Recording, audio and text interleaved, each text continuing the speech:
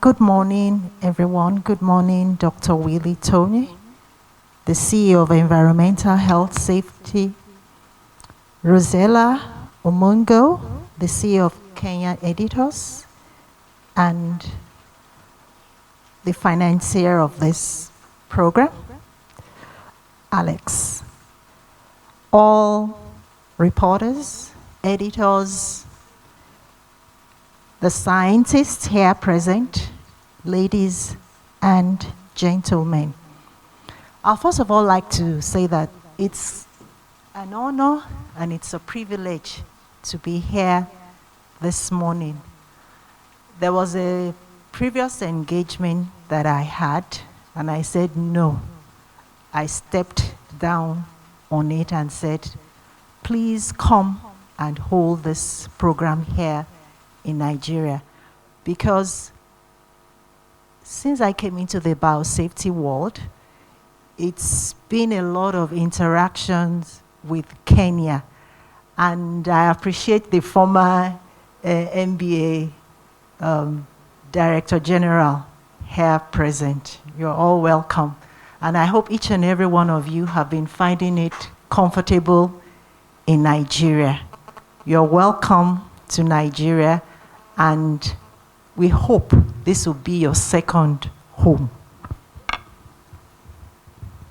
So just to say some of the things I have before I do a presentation on NBMA, to make sure that some people who do not know anything about NBMA will get to know about it.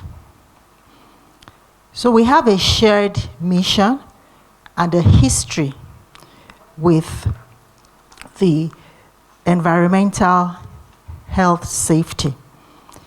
And also, as we delve into the complexities of gene drives, synthetic biology, and other emerging biotechnologies, we should recognize the need for informed decision-making and robust oversight. During the next 3 days, we should be engaging in thoughtful discussions, exchange insights, and explore the regulatory landscape. We'll address concerns related to post-release monitoring, risk assessment, and responsible deployment of genetic biocontrol agents. By doing this, we aim to strive a balance between harnessing the benefits of these technologies and safeguarding our ecosystem. So I'd like to stop there now and to do this presentation to make us know what actually we do in NBMA.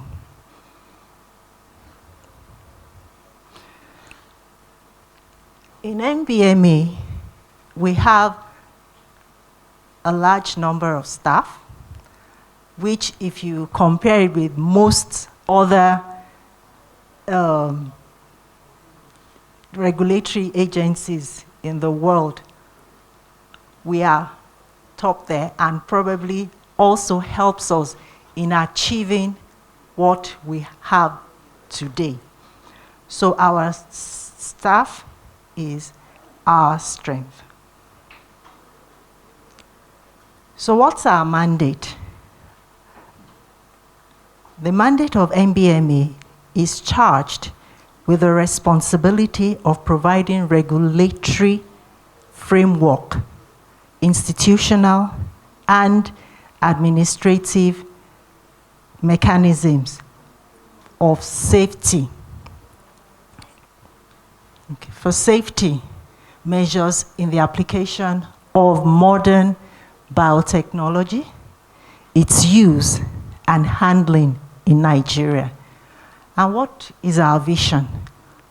We believe we can be a global reference institution that ensures safe practice of modern and emerging biotechnologies, as well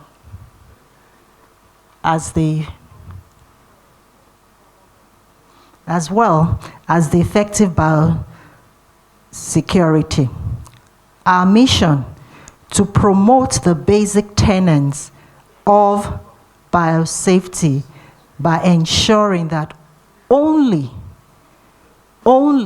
safe, modern, and emerging biotechnologies are practiced, with putting in place measures to ensure biosecurity. And this, our mission, is very apt, because if not that we have this mission, some of the problems we have with the antis, we will not be able to overcome them. So what are our core values? What are those things that help to motivate, that help to guide, that help to instruct us? These include integrity. And if you remember, when we were singing our anthem, we said whatever it is we do with integrity. We're also transparent in our applications. We are professional in our workings, and safety is key. And also timeliness, because we know when you're talking of science, when you're talking about biotechnology, emerging biotechnology, if you're not doing it at the right time, there could be issues. But that is another core value that we operate in NBMA. So what's our biosafety system all about? It's urged on the Cartagena Protocol. It's not just what we want it to be, but that protocol is now domesticated to help us to be able to carry out our work effectively. So we provide a comprehensive regulatory framework for the safe application of modern and emerging biotechnology. Then NBMA ensures that all activities related to modern biotechnology are conducted, such as the use, the transfer of all these GM and LMOs, are conducted in compliance with national and international safety standards, and also to minimize risk and protect the integrity of Nigeria's rich biodiversity.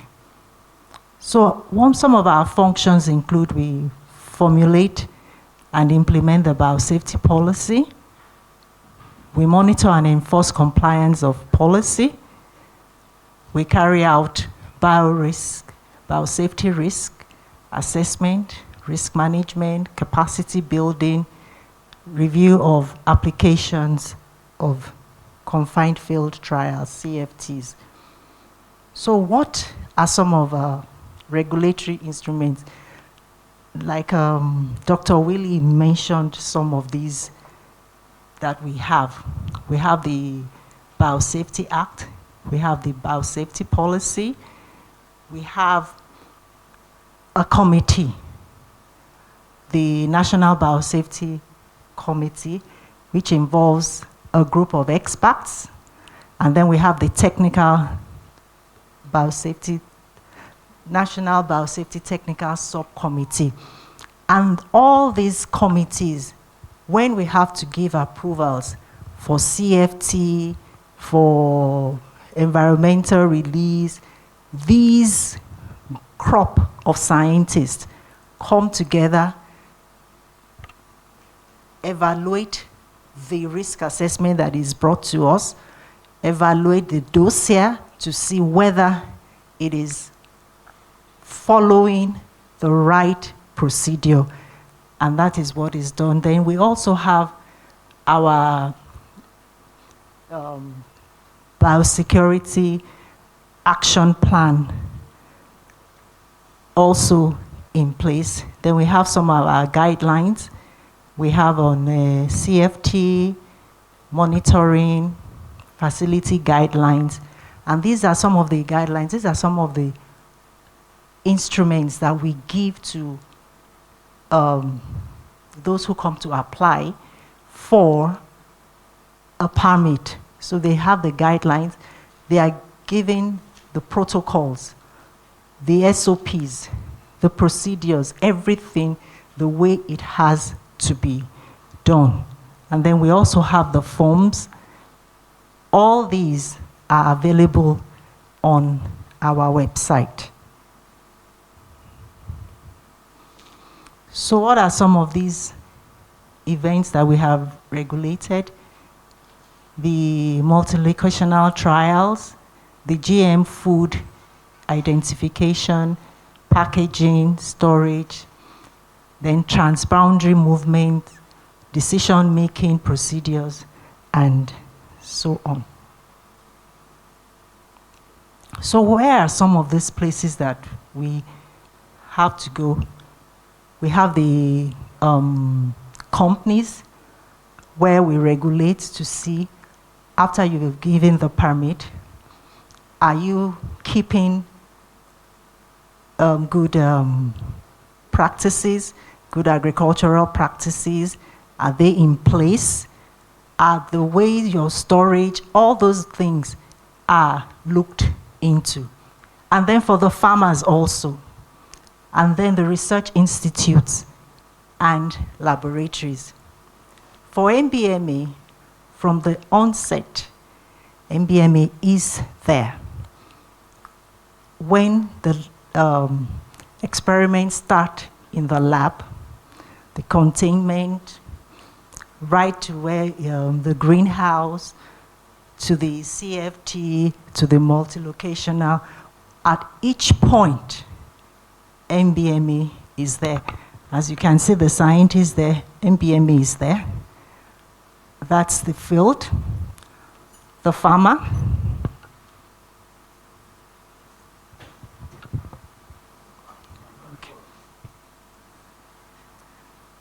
Okay, the farmer, and then you have your confield trials, and so on.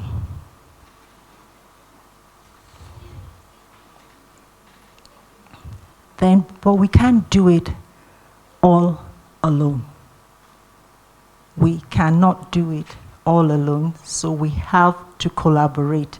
And we have some major stakeholders here. We have the Nigerian Quarantine Service. We have the National Seed Council. We have National Varietal Release Committee. We have the Federal Ministry of Agriculture and Rural Development. We have National Agency for Food, Drug, and Food Drug Administration and Control, NAFDAC, and so many others. So what has been our achievements so far? We've been able to give permits for BT cotton. And this, the beauty, the significance of this is that it's resistant to insect infestation. Then we have the pod borer resistant cowpea, which is very indigenous, which it's not like the cotton all over the world. It's not like the maize all over the world. But for the PBR, it is indigenous to us. So it's a technology that even Ghana has taken up, and PBR cowpea was launched in Ghana, quite recently. And what's the beauty of that? It's resistant to insect infestation. That's the maruca. And also, it's able to grow in the drought areas. So it has the gene for expressing drought resistance. And then you have the teller maize, which has been in Nigeria. It's been all over. Oh, it was like there was nothing before. But then with the teller, because it's more international, it's more grown by almost anybody grows that rather than the other ones.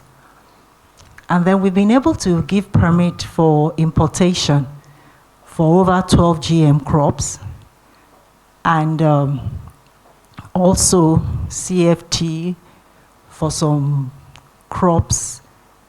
And something that is in here that is very important is the National Biosecurity Action Plan.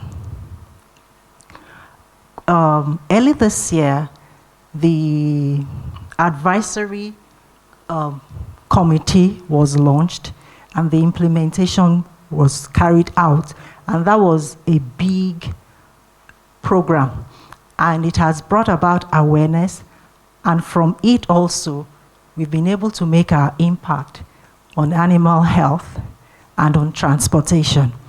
And very soon, I'm sure Dr. Aga will find a way of inviting you for that National Advisory Committee meeting. So, in NBMA, we are conversant with the importance of communication. And that is why when Dr. Tony told me about it, I said, no, this is something that I cannot afford to be absent, because whatever it is you do, if you are not able to communicate, if you are not able to let people know, then it's of no use. And then even if they know, are they getting the right information? Because a lot of misinformation, misrepresentation, so many things happen, and the message is not portrayed. And another one thing that we have noticed is when we want to give out stories, it's best to have probably a picture of what you want to use to convey the message. Because you find out that sometimes the journalist will just go Google and find a tomato with syringe and put it. And just seeing that enough, you have conveyed a negative message. So we in NBMA, we are very particular about that. So we try to uphold and demonstrate our commitment to this. So we have a strategy, and I'm believing that we could further improve our strategy. That is one of the reasons why we have some of our communicators here, and the scientists. And Gloria is doing a lot on that. So our strategy is designed to ensure effective biosafety communication, which is an integral component of biosafety risk analysis, and to ensure that stakeholders are carried along in the chain of communication by equipping them with a good knowledge and understanding of the issues so that none is left out. So in conclusion, NBMA is committed to the importance of biosafety in the application of modern biotechnology, ensuring safe use of biotechnology, minimizing risk to human health, and the environment. Moving forward and continue to prioritize biosafety, biosecurity, and adapt to emerging challenges and seize new opportunities in the biotechnology field. And we're not only to safeguard our present, but also to secure our future through upholding of biosafety in the nation. So the final thoughts. Biosafety awareness will enhance the comprehensive biosafety management, and as a result, it will help in safeguarding human, animal, and environmental health issues for sustainable development. And if correctly utilized,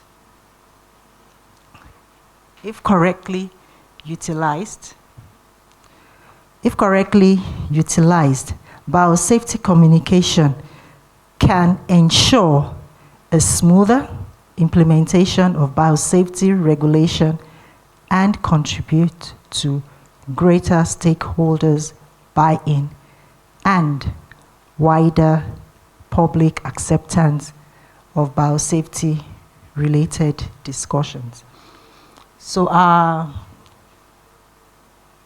website, www.nbma.gov.ng, and then we are quite active on the X space.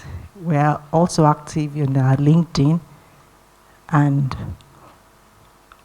our LinkedIn, X, Instagram pages. I'll let that the addresses be put up later. Thank you very much.